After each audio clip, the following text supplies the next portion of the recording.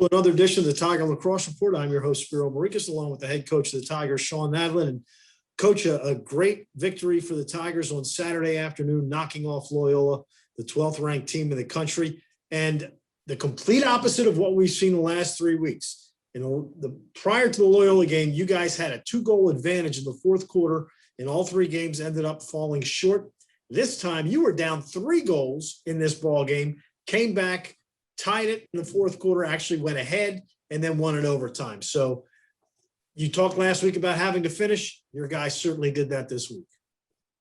Yeah, they did. And, it's just great to see the resiliency of these guys. And even when we took the lead 6-5 and Loyola takes the next face-off right down the middle and scores to tie it up 6-6, there wasn't a feeling of panic or anything like that or letdown from the bench or on the field. The guys just, got back out there for the next face-off and kept battling. It was, the game obviously played out, well in our favor, being able to earn the win.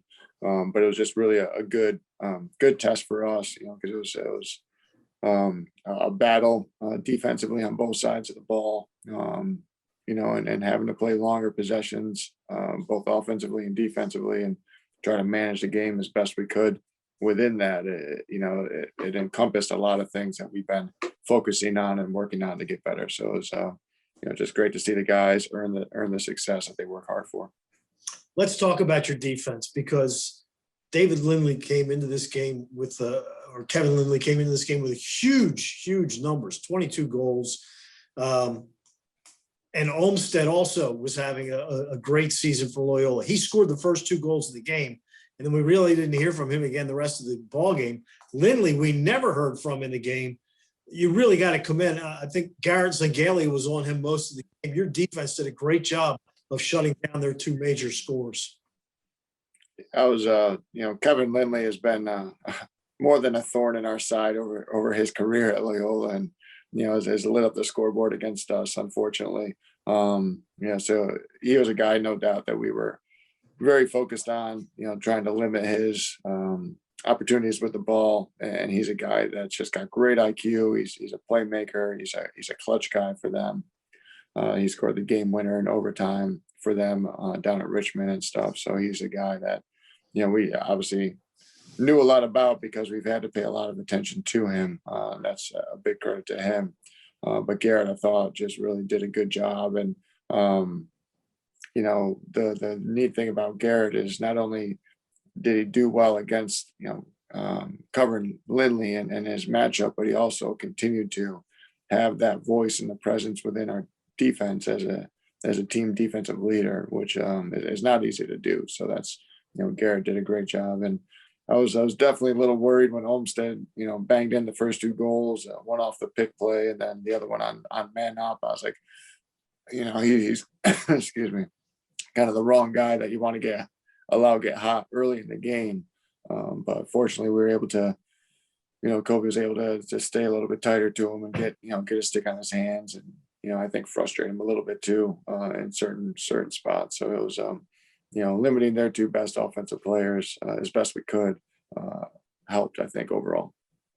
And then on the offensive side, Tim Montgomery, a junior who, really hasn't gotten a lot of playing time coming into this season, has seen much more playing time this year. He comes up with a hat trick, had 1 goal coming into the game, scores 3 on Saturday, including the game winner.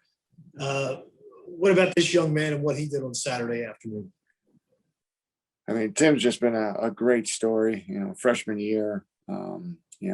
Before we even start fall practice, he ends up tearing his ACL and, misses his freshman year with that injury and just keeps battling and fighting back. So he's a guy that, was tabbed as a first or second line midi for us coming into the season, was there early on and then just wasn't playing well. So got demoted to scout team, and really was struggling for a bit and in a funk.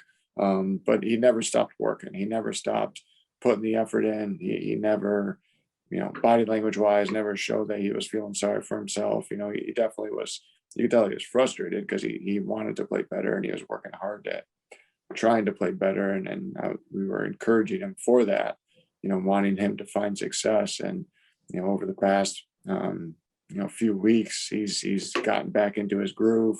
Last week against Delaware, he ends up having a really nice goal, but you could just see his body language and his confidence, get stronger every rep on the field. And, he had opportunities against Loyola that presented themselves, and, a good one in man up early on, and then, gets one right-handed down the alley, and then the game winner. So, I think we're seeing Tim really come into his own, playing with a great deal of confidence, not trying to put too much on his plate. He's a high academic kid that expects a whole lot from himself. So he puts a lot of pressure on himself, but I think he's starting to understand how to compete at his best.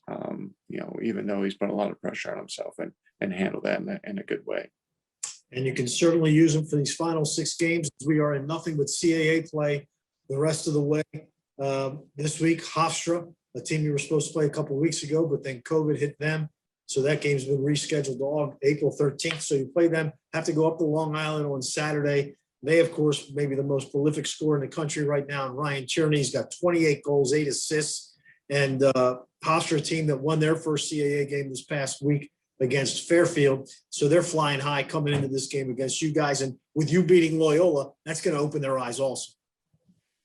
Yeah, we're to play each other a couple of weeks ago, and building up for that. And I'm sure just, with a little bit of time off for them, and us continuing to play, it just builds it up that much more, and those guys having a strong outing coming out of their COVID, their COVID pause is, I'm sure for them, something to be pretty excited about. I know we would be if that were the case. So, being able to get up there, get back in the conference from our side, and wrap our heads around that and understand, what Hofstra is about at this point, and be able to get up there, with good intent to play our best, and to play even better than we did against Loyola, because there's definitely better lacrosse in us. We just have to continue to work at it, and demand that from each other every day. So we know Hofstra's not, resting on, the win against Fairfield. They're going to come out ready to play, and we got to be ready for that. Yeah, and you guys are kind of behind the 8 ball at 0-2 because the top 4 teams make the conference tournament. So each game for you is even more magnified than if you were 2-0 coming into this game in conference play. Absolutely. There's when you got a conference game, it's it's imperative to earn those wins to give yourself an opportunity for postseason play. So we're focused on obviously practice, and making sure that we're getting better, but knowing that this is a conference game that Hofstra's got 1 win under the belt, and we're looking for 1 win, and we want to be able to earn that one, and we know it's not going to be easy up at their place against one of the more dangerous offenses in the country. All right, Coach, thank you, and we will talk to you next week after the game against the Pride.